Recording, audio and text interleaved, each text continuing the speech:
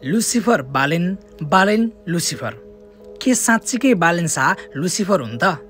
आखिर लुसिफर भनेको के हो अनि बालेन शाहलाई लुसिफरको ट्याग दिने व्यक्ति को हुन् त?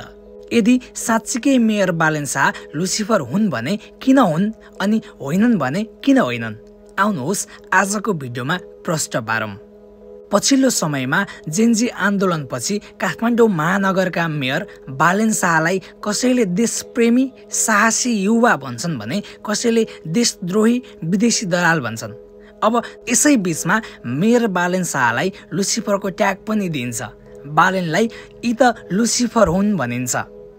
बालेनलाई लुसिफरको ट्याग दिने व्यक्ति भने सौरभ हुन्। उनले टिकाराम यात्रीको कार्यक्रममा जो आफ्नो भोटरसँग आँखा जुदाउँदैन, चस्मा लाउँछ, उसले सधैँ कालो लुगा लाउँछ अर्थात् डार्क इनर्जीको उठान हो भन्दै मेयर बालेनसँग लुसिफरको व्यवहार मिल्ने कुरा गर्छन्। जो आफ्नो भोटरसँग आँखा जुदाउँदैन, गोगस लाउँछ, जो सधैँ कालो लुगा लाउँछ अर्थात् डार्क इनर्जीको उठान हो। के साँच्चीकै मेयर बालेन शाह लुसिफर हुन् त?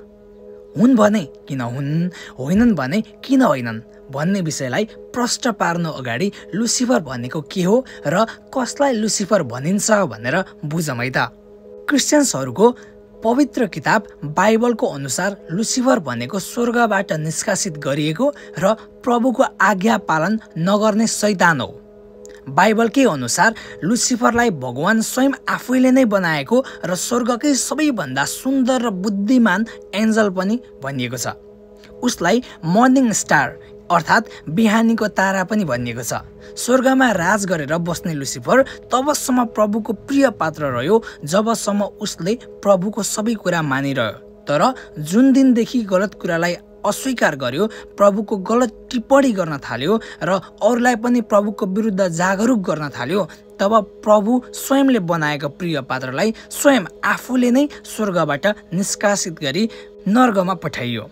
मतलब प्रभुको आज्ञा पालन नगरेकै कारण लुसिफरलाई शैतान घोषित गरियो। अब आम बालेन माथिको लुसिफरको ट्यागतर्फ। हामीले बाइबलको परिभाषा अनुसार नै जाने हो भने पनि बालेनलाई लुसिफर भन्दा खासै फरक चाहिँ नपर्ला। उही बालेन जबसम्म भगवान भनौदाहरूको होमा हो मिलाउँदा प्रिय पात्र रहेको, पछि त्यही बालेनले उनीहरूकै विरुद्ध आवाज उठाउँदा लुसिफरको दर्जा दिन कतिसम्म जायज छ भन्ने कुरालाई प्रश्न पारिराख्न पर्दैन होला।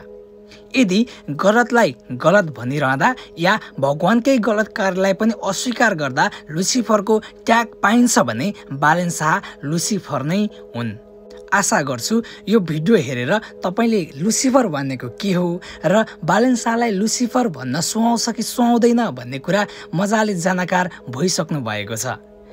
यदि तपाईँलाई भिडियो राम्रो लाग्यो भने हाम्रो च्यानल दि एलिगोरीसँग जोडिन नबिर्सनुहोला। धन्यवाद।